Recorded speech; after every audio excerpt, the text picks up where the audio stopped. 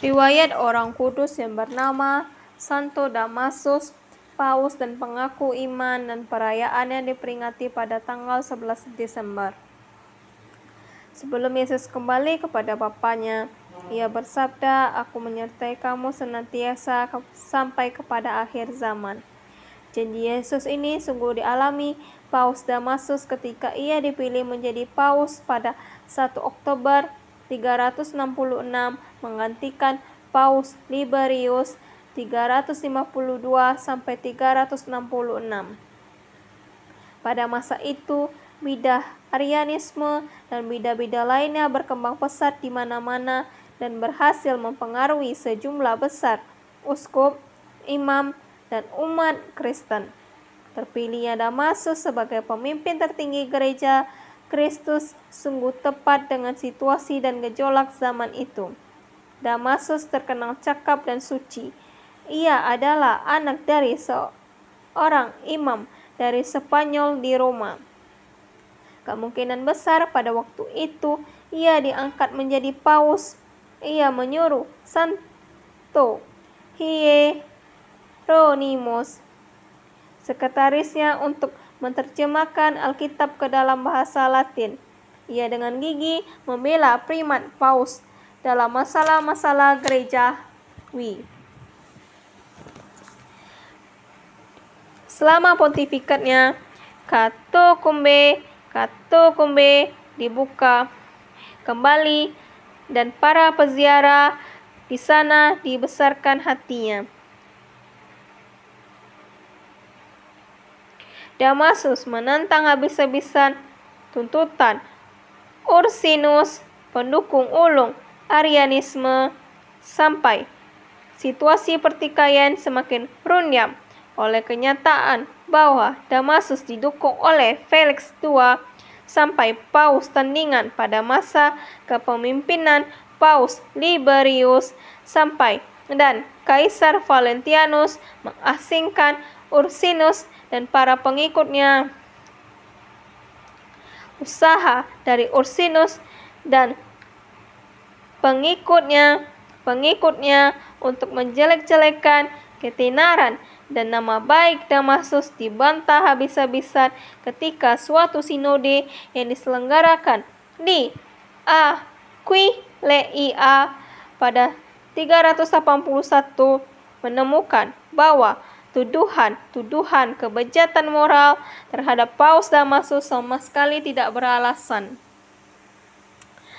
Damasus menghukum doktrin-doktrin berikut: Arianisme yang menyangkal keilahian Kristus, Apollinarianisme yang menyangkal tidak hanya keilahian Kristus tetapi juga kemanusiaannya, dan Macedonianisme yang menyatakan bahwa derajat Roh Kudus lebih rendah daripada putra.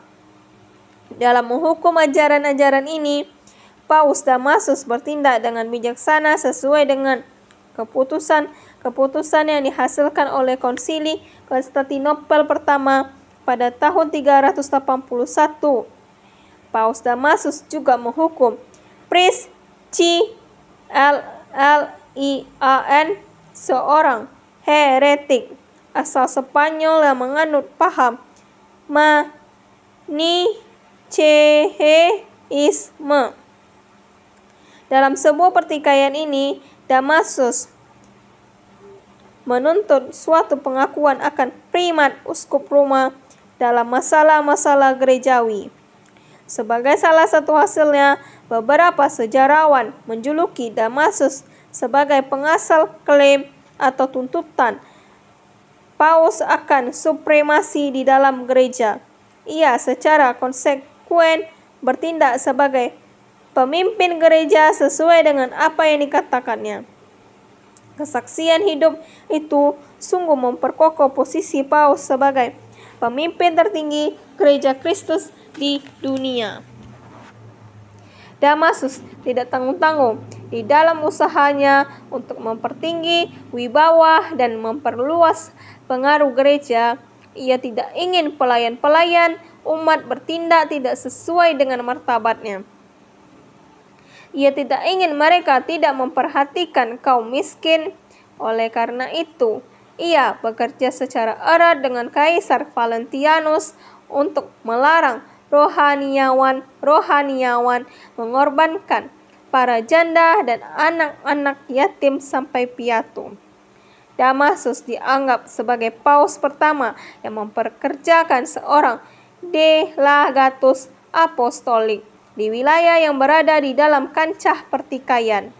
Ia menunjukkan Aschollius,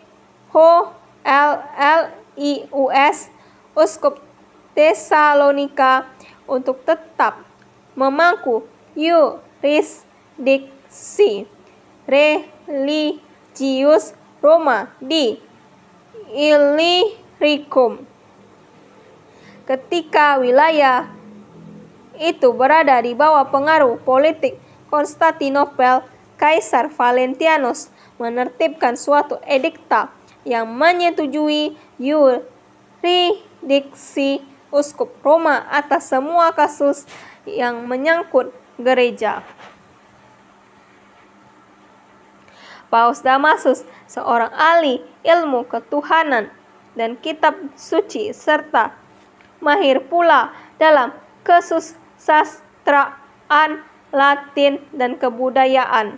Dalam masa pontifikatnya ada juga bapak-bapak gereja yang terkenal seperti Santo Anastasius, Ambrosius, Gregorius dari NYSSA, Basilius, Hieronymus, dan Gregorius dari Nazianz.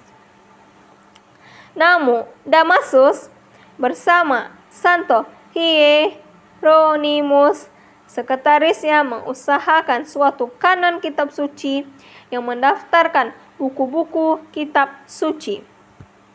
Kanon kitab suci itu diterima dalam konsili Roma pada tahun 382. Kemungkinan kanon kitab suci itulah warisan terbesarnya untuk generasi kemudian. Sebelum kematiannya pada tahun 384, ia meminta agar jenazahnya tidak dimakamkan bersama paus-paus lain di pekuburan Santo Callistus, tetapi bersama ibu dan saudarinya di sebuah gereja kecil di Via Ardeatina. Permintaannya itu benar-benar dihargai. Sekarang sampai demikian kata cerita, sampai relikuinya disemayamkan di sebuah gereja kecil yang ia dirikan, yaitu Gereja Santo Lorenzo di Damaso.